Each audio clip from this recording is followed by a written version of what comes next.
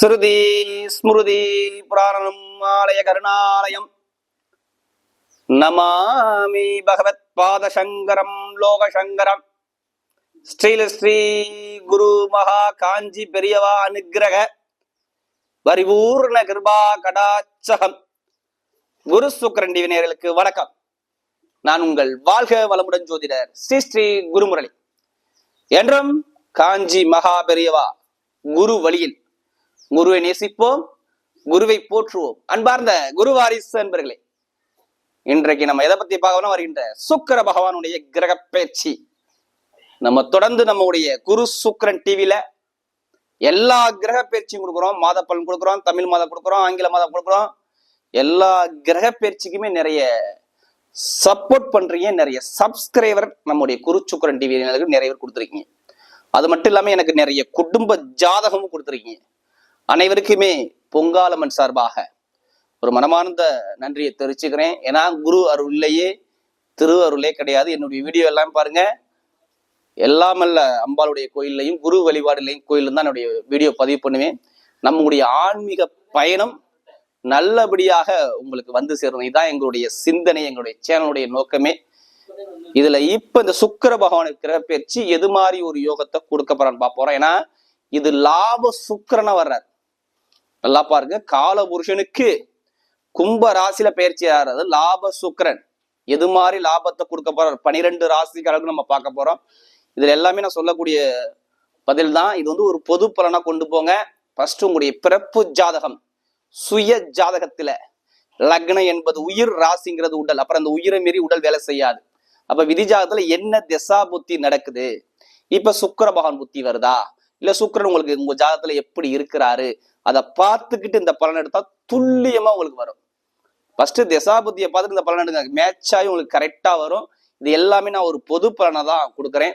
இதுல கடைசி முட்டு வீடியோ பாருங்க. நம்ம ஒவ்வொரு நட்சத்திரத்துக்கும் சரி ஒவ்வொரு விதமான பலனை நம்ம கொடுக்குறோம் தொடர்ச்சியா நம்ம எல்லா சேனல்லையும். இப்ப இந்த குரு சுக்கிரன் டிவில இதுல எல்லா விதமான மாத பலனா இருக்கட்டும், இல்ல ஆங்கில மாதமா இருக்கட்டும், தமிழ் மாதமா இருக்கட்டும், எல்லாத்துக்கும் நிறைய சப்போர்ட் பண்ணியிருக்கீங்க. அனைவருக்கும் மனமார்ந்த என்னுடைய காஞ்சி பெரியவா அனுகிரக உங்களுக்கு எப்போதுமே உண்டு. இப்ப இந்த பயிற்சி எப்ப வருதுன்னு பார்ப்போம். பொதுவா பாருங்க, மார்ச் மாசம் கரெக்டா 8ஆம் தேதி இந்த சுக்கிர பகவான் மகர ராசியிலிருந்து கும்பராசிக்கு பயிற்சி ஆகிறார். மார்ச் மாசம் 8ஆம் தேதியிலிருந்து பார்த்தோன்னா மார்ச் மாசம் 30ஆம் தேதி வரை இந்த பயிற்சி உண்டு. இந்த லாப சுக்கிரன் உங்களுக்கு என்ன விதமான லாபத்தை கொடுக்க போறார், இதை பத்தி நம்ம பார்க்க போறோம். ஏன்னா சுக்கிரன் ஆசை இல்லாத மனிதனே கிடையாது. ஒரு மனிதனுக்கு திடீர் யோகம், திடீர் ராஜயோகம், ஆசைகள், இதெல்லாம் அதிபதி யாருன்னா சுக்கிர பகவான் வர்றாரு. இப்ப இந்த சுக்கிர பகவான் எது மாதிரி ஒரு பலனை கொடுக்க போறான்னு நம்ம ஒரு பொது பலனை பார்ப்போம். இப்ப நம்ம வீடியோக்குள்ள போவோம். கடகராசி என்பது தாய் உள்ள உணவு யாருன்னா கடகராசி என்பது. இதுலயுமே பாருங்க அன்பான குணம் இருக்கும். கடகராசியில பிறந்துட்டாவே பாருங்க, இதுலயுமே குடும்பத்தை அனுசரிச்சு போகக்கூடிய குணம் யாருக்குன்னா கடகராசி என்பவர்கிட்ட நிறைய பேர்கிட்ட இருக்கும். தன்னுடைய குடும்பத்துக்காக உழைக்கக்கூடிய நபர்கள் கடகராசி என்பவர்கள். இவங்க ஒரு இலக்கு நோக்கி ஓடிக்கிட்டே இருப்பாங்க. உங்க லட்சியத்தை அடையணும் விட மாட்டாங்க கடகராசி.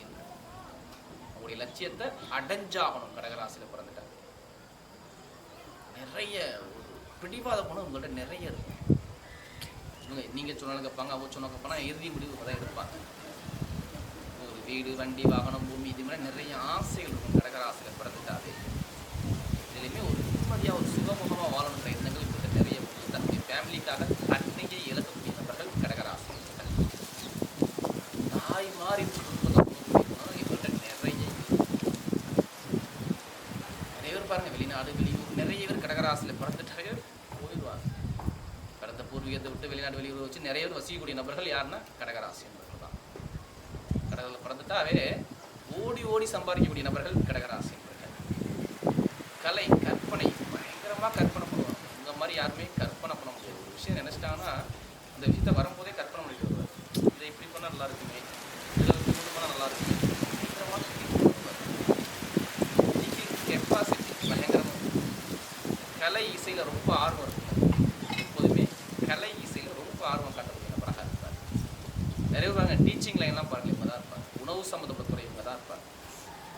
நிறைய ஒரு பெரிய பெரிய கல்வி நிறுவனத்துக்கு ஒரு குடும்ப தலைவராக இருப்பது தான் இருப்பார். இவர்கிட்ட ஒரு வேலையை நம்பி நீங்கள் ஒப்படைங்க.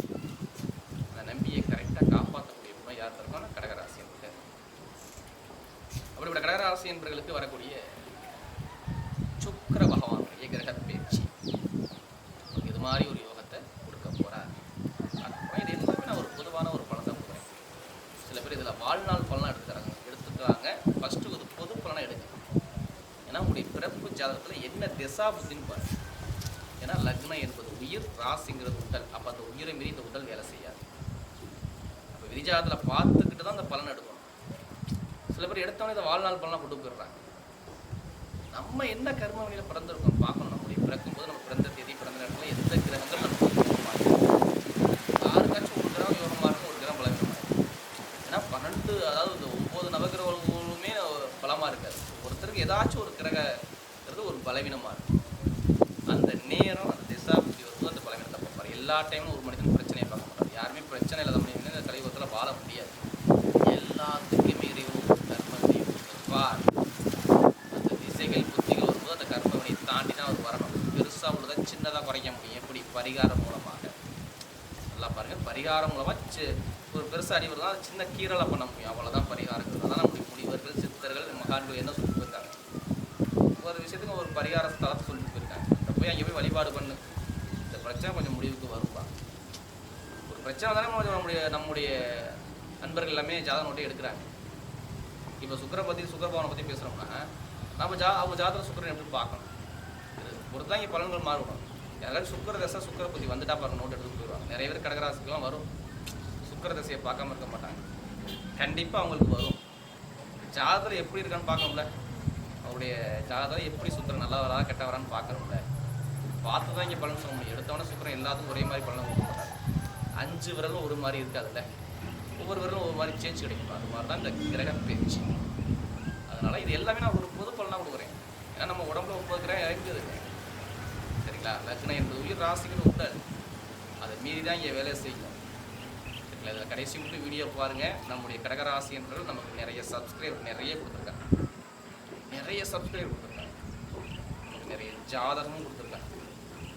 அது இல்லாமல் ஒரு சில பேர் திருக்கணித முறைப்படி என்ற ஜாதகம் எழுதியும் வாங்கியிருக்காங்க. அனைவருக்குமே பொங்காலம்மன் சார்பாக ஒரு மனமார்ந்த நன்றியை தெரிவிச்சுக்கிறேன். ஏன்னா குரு அருளையே திரு அருளே கிடையாது. என்னுடைய வீடியோ எல்லாமே பாருங்கள், கோவில் ஸ்தலத்தில் என்னுடைய வீடியோ பதிவு பண்ணுவேன். நம்முடைய இறை சிந்தனை, இறைவனை வேண்டி நம்ம சொல்கிறோம், அது உங்களுக்கு நல்லபடியாக வந்து சேரணும். ஆன்மீக பயணம். சில பேர் இதை வாழ்நாள் பலனுக்கு கமெண்ட் கொடுக்குறாங்க. ஃபஸ்ட்டு உங்களுடைய பிறப்பு ஜாதத்தை பாருங்கள். நம்ம எதுக்காண்டி பிறந்திருக்கோம், ஏதாச்சும் ஒரு காரணத்தை கண்டிப்பாக பிறவியை எடுத்துருப்போம். போன ஜென்மத்தில் அதை பார்த்துக்கிட்டு பலன் எடுக்க கரெக்டாக வரும். இப்போ எந்தெந்த கிரகங்கள் எந்தெந்த அமைப்பில் இருக்கான்னு பார்ப்போம். முதல் பாருங்க, ஒரு ஆசிரியர் பாருங்க, 3ஆம் பாவத்தில் கேது பகவான் சஞ்சாரம் செய்தார், அதாவது கன்னிகா ராசி. அடுத்து 7ஆம் பாவத்தில் செவ்வாய் பகவான் உச்சமாய் சஞ்சாரம் செய்தாரா.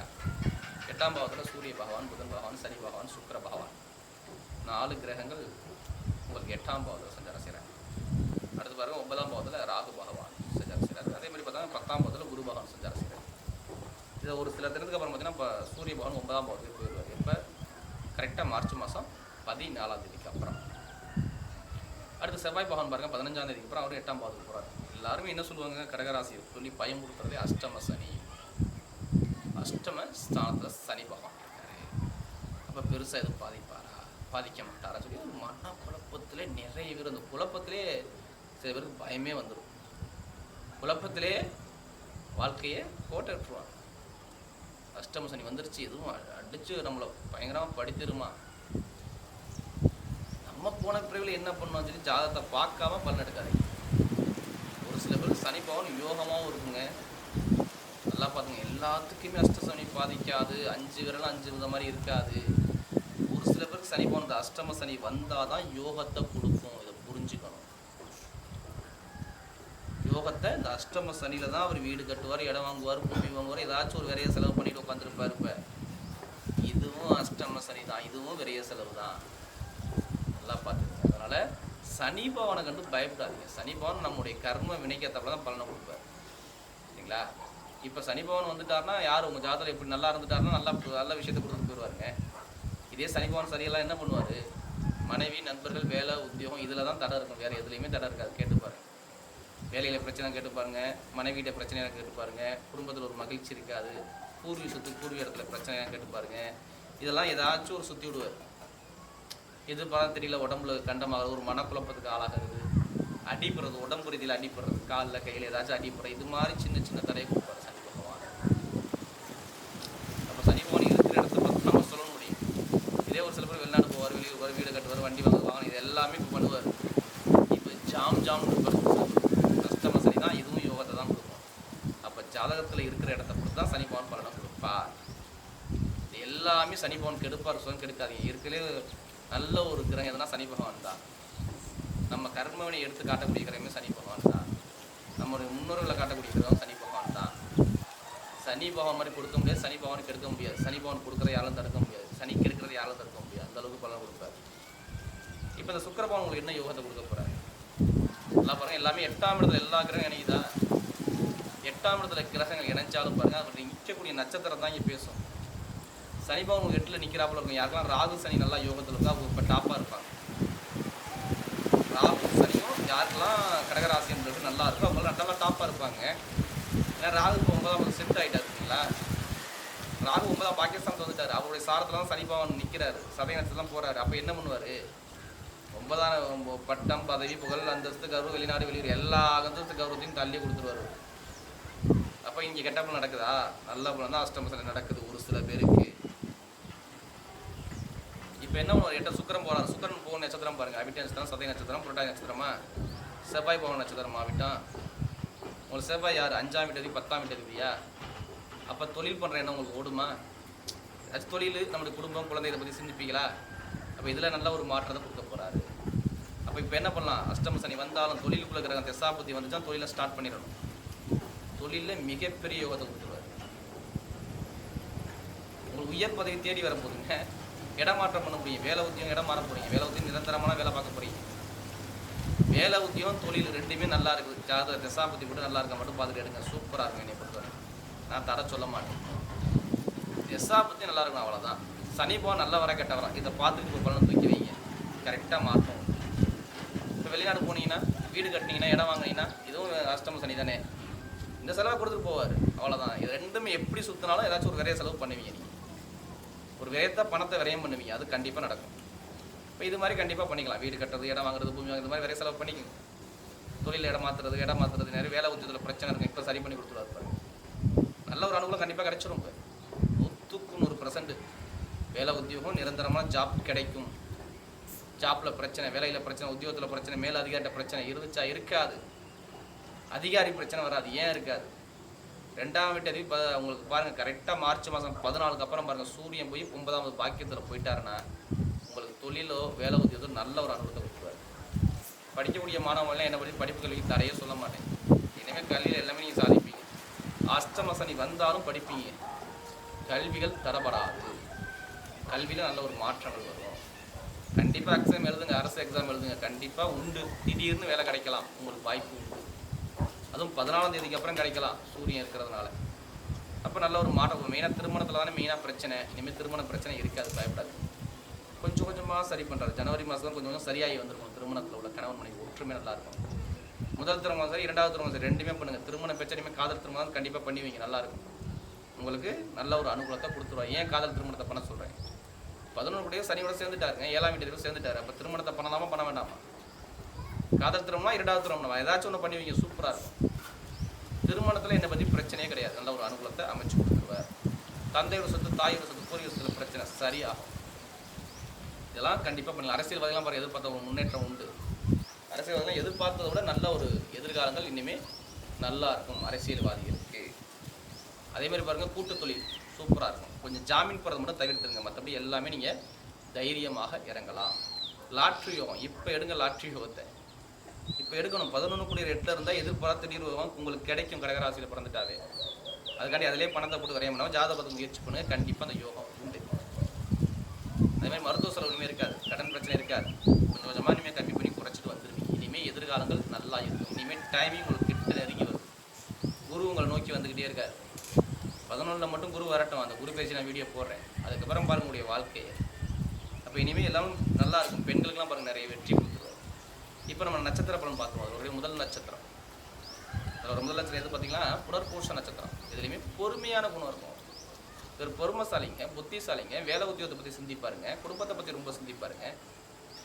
இதில் பிறந்துட்டாவே பாருங்கள், நல்ல ஒரு தன்மையான குணம் இருக்கும், 4 பேர் மதிக்கிற குணம் இவர்கிட்ட நிறைய இருக்கும். இவர் பாருங்க இனிமேல் வேலை உத்தியோகம் நல்லா அனுபவத்தை அமைச்சு கொடுத்துருவார், உத்தியோகத்தில் உயர் பதவி கிடைச்சிடும், வெளிநாடு வெளியூர் போவார், எந்த ஒரு வேலை எடுத்தாலும் ஜெயிச்சிருவார். இனிமேல் நீங்கள் போகக்கூடிய பாதை என்ன பாதை? சிங்கமான பாதை, சிறப்பான பாதைங்க. நல்லா பாருங்கள், சிறப்பான பாதை நோக்கி போகிறீங்க நீங்கள். உங்களுக்கு அரசாங்க வேலை, அரசு மூலம் அனுகூலம் இதெல்லாமே வெற்றி அமைச்சு கொடுக்குறாரு.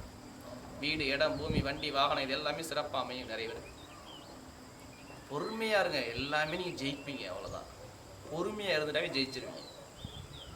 குடும்பத்தில் ஒரு மகிழ்ச்சி இருக்கும், கணவன் ஒற்றுமை நல்லா இருக்கும். இனிமே தான் உங்களுடைய வாழ்க்கை நல்லா வரணும்.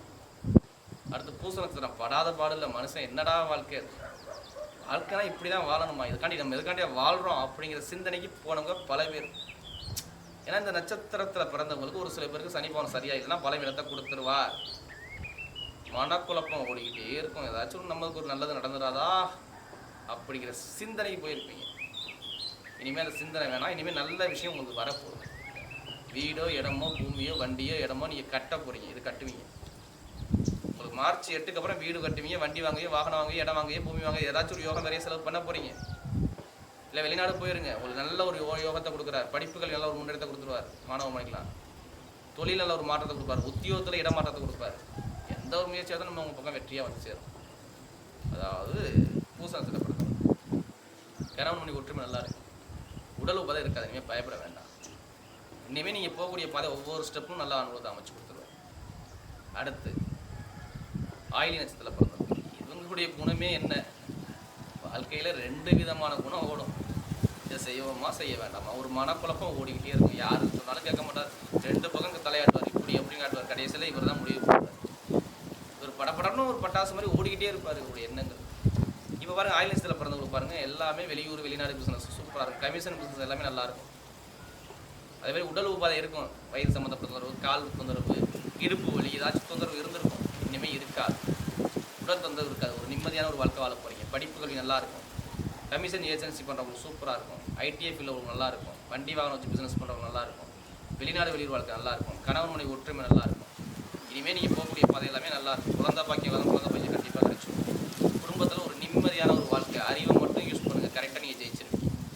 வரக்கூடிய சுக்கிர பகவானுடைய கிரக பயிற்சி கடகராசிக்கு மிகப்பெரிய ஒரு வெற்றி